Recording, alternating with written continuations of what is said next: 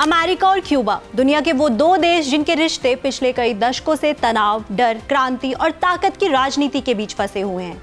एक तरफ दुनिया की सबसे बड़ी सुपर पावर अमेरिका है और दूसरी तरफ उससे सिर्फ 90 मील दूर मौजूद छोटा सा देश क्यूबा।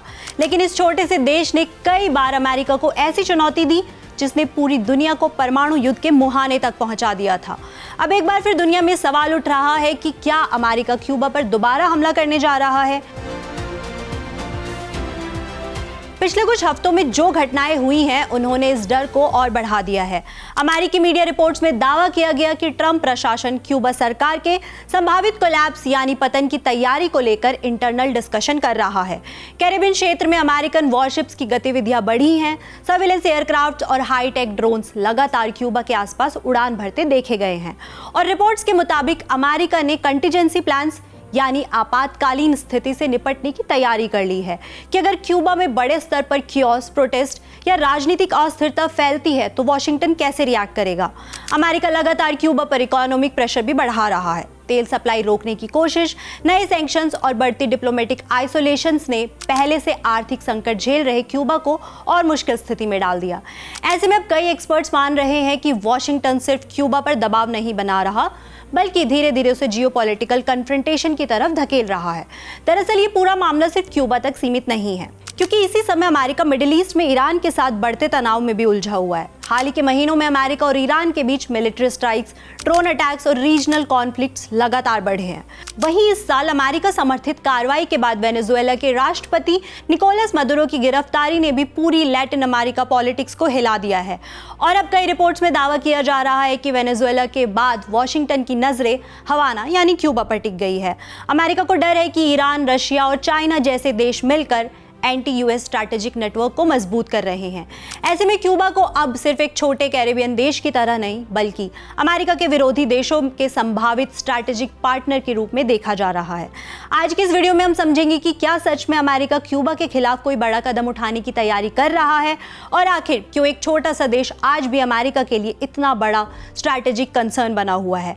साथ ही समझेंगे अमेरिका और क्यूबा का पूरा इतिहास और जानेंगे कि क्यों एक बार फिर पूरी दुनिया की नजरें क्यूबा पर टिकी है। हाय, मैं हूं प्रगति और आप देख रहे हैं जिस्ट। आज के हालात को समझने के लिए इतिहास में थोड़ा पीछे चलते हैं, क्योंकि अमेरिका और क्यूबा के बीच ये तनाव कोई नया नहीं है। इसकी शुरुआत होती है 1959 से, जब फिदेल कास्त्रो ने अमेरिका समर्थित तानाशाह फुलगेंसियो बतिस्ता की सरकार को हटाकर क्यूबा में क्रांति ला दी थी। उस दौर में पूरी दुनिया कोल्ड वॉर के बीच में बटी हुई थी। एक तरफ अमेरिका था और दूसरी तरफ सोवियत यूनियन।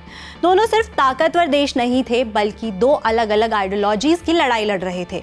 अमेरिका कैपिटलिस्ट दुनिया का नेतृत्व कर रहा था जबकि सोवियत यूनियन कम्युनिज्म को फैलाना चाहता था। ऐसे में अमेरिका के इतने करीब सिर्फ 90 मील दूर एक सोशलिस्ट गवर्नमेंट का आना वॉशिंगटन के लिए बहुत बड़ा झटका था। फिदेल कास्त्रो के सत्ता में आते ही क्यूबा ने धीरे धीरे अमेरिका से दूरी बनानी शुरू कर दी। अमेरिका कंपनीज की संपत्तियां नेशनलाइज की जाने लगी और क्यूबा सोवियत यूनियन के करीब जाता गया। यही वो समय था जब अमेरिका को लगने लगा कि अगर क्यूबा को नहीं रोका तो पूरा लैटिन अमेरिका अमेरिकी इन्फ्लुएंस से बाहर जा सकता है। और यहाँ से शुरू हुई अमेरिका की वो पॉलिसी जिसे बाद में रेजिम चेंज स्ट्रैटेजी कहा गया, यानी किसी भी तरह क्यूबा की सरकार को हटाना। अमेरिका ने डिप्लोमेटिक रिलेशंस तोड़े, इकोनॉमिक सैंक्शंस लगाए और फिर 1961 में लॉन्च हुआ बे ऑफ पिग्स इन्वेजन। CIA ने करीब 1500 क्यूबन एग्जाइल्स को ट्रेनिंग दी। प्लान था कि ये लोग क्यूबा में घुसेंगे, फिदेल कास्त्रो की सरकार के खिलाफ रिबेलियन शुरू करेंगे और सत्ता पलट देंगे। लेकिन हुआ इसके बिल्कुल उलट। कास्त्रो की सेना ने कुछ ही दिनों में इस इन्वेजन को कुचल दिया। अमेरिका की इंटरनेशनल लेवल पर भारी ह्यूमिलेशन हुई और फिदेल कास्त्रो पहले से भी ज्यादा मजबूत होकर उभरे। लेकिन बे ऑफ पिग्स की सबसे बड़ी वजह सिर्फ ये ह्यूमिलेशन नहीं थी। इस घटना के बाद फिदेल कास्त्रो को यकीन हो गया था कि अमेरिका दोबारा हमला करेगा, इसलिए उन्होंने सोवियत यूनियन से सिक्योरिटी सपोर्ट मांगी और यहीं से शुरू हुआ वो टकराव जिसने पूरी दुनिया को पहली बार ये एहसास कराया कि कोल्ड वॉर सिर्फ राजनीतिक लड़ाई नहीं बल्कि पूरी मानव सभ्यता को खत्म करने वाला परमाणु युद्ध भी बन सकती है। इसी टकराव को इतिहास में क्यूबन मिसाइल क्राइसिस के नाम से जाना जाता है। लेकिन आखिर ये क्राइसिस था क्या? क्यों इसे दुनिया का सबसे खतरनाक जियोपॉलिटिकल मूवमेंट कहा जाता है? और आज इतने साल बाद जब अमेरिका फिर से क्यूबा के आसपास मिलिट्री एक्टिविटी बढ़ा रहा है तो क्यूबन मिसाइल क्राइसिस का जिक्र क्यों हो रहा है, पहले समझते हैं।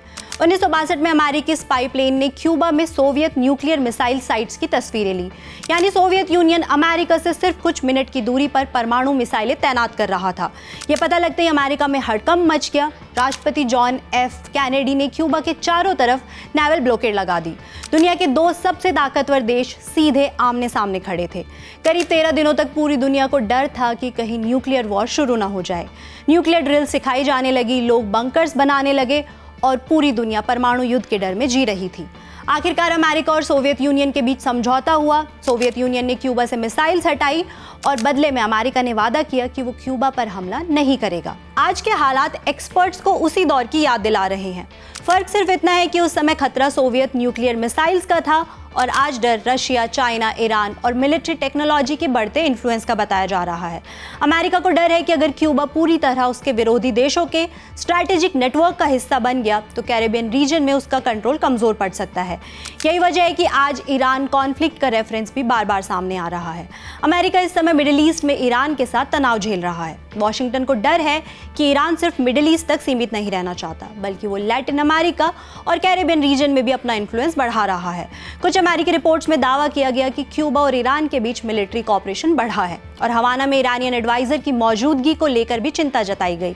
यानी अमेरिका के लिए अब ये सिर्फ क्यूबा वर्सेस यूएस वाली पुरानी लड़ाई नहीं रह गई, बल्कि वॉशिंगटन इसे रशिया, ईरान, चाइना और एंटी यूएस अलायंसेस के एक बड़े जियोपॉलिटिकल नेटवर्क की तरह देखने लगा है।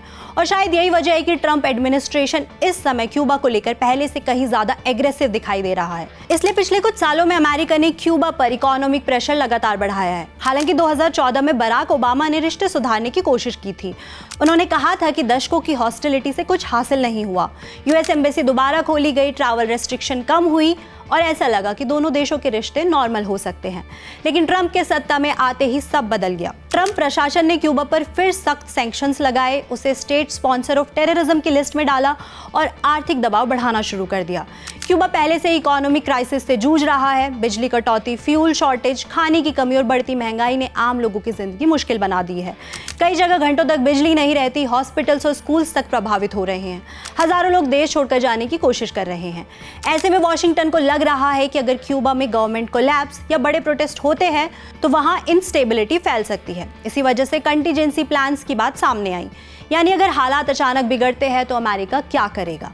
हालांकि अभी तक अमेरिका ने ऑफिशियली किसी मिलिट्री इन्वेजन की घोषणा नहीं की है। कई एक्सपर्ट्स मानते हैं कि फुल स्केल इन्वेजन की संभावना अभी कम है, क्योंकि इराक और अफगानिस्तान के बाद अमेरिका लंबे ग्राउंड वॉर से बचना चाहता है। लेकिन दूसरी तरफ मिलिट्री प्रेजेंस, सर्विलेंस एक्टिविटी और एग्रेसिव स्टेटमेंट्स ये जरूर दिखाते हैं कि अमेरिका प्रेशर टैक्टिक्स का इस्तेमाल कर रहा है। यानी पहले सैंक्शंस, फिर डिप्लोमेटिक आइसोलेशन और फिर मिलिट्री इंटिमिडेशन, ताकि क्यूबा सरकार पर लगातार दबाव बनाया जा सके। क्यूबा की सरकार भी ओपनली कह चुकी है कि वो किसी भी बाहरी हस्तक्षेप के खिलाफ लड़ने के लिए तैयार है। राष्ट्रपति मिगुल डियाज कैनल ने कहा कि वो रिवॉल्यूशन बचाने के लिए जान देने तक को तैयार है। असल में ये कहानी सिर्फ अमेरिका और क्यूबा की नहीं है, ये कहानी है ग्लोबल पावर पॉलिटिक्स की। कोल्ड वॉर टेक्निकली खत्म हो चुका है, लेकिन अमेरिका आज भी कैरेबियन रीजन को अपने इन्फ्लुएंस जोन की तरह देखता है और क्यूबा आज भी उस रेजिस्टेंस का सिंबल है जिसने दशकों पहले अमेरिका को खुली चुनौती दी थी। अब सवाल ये है कि क्या सच में अमेरिका क्यूबा पर हमला करेगा? फिलहाल इसका सीधा जवाब किसी के पास नहीं है, लेकिन इतना जरूर है कि बढ़ती military activity, economic pressure, geopolitical tensions और एग्रेसिव पॉलिटिकल स्टेटमेंट्स ये दिखाते हैं कि अमेरिका और क्यूबा के रिश्ते एक बार फिर बेहद संवेदनशील दौर में पहुंच चुके हैं। आपको क्या लगता है, क्या अमेरिका सच में क्यूबा पर कोई बड़ा कदम उठा सकता है या फिर ये सिर्फ दबाव बनाने की रणनीति है? अपनी राय हमें कमेंट बॉक्स में जरूर बताइएगा। देश, दुनिया और आपसे जुड़ी हर खबर के लिए देखते रहे जिस्ट।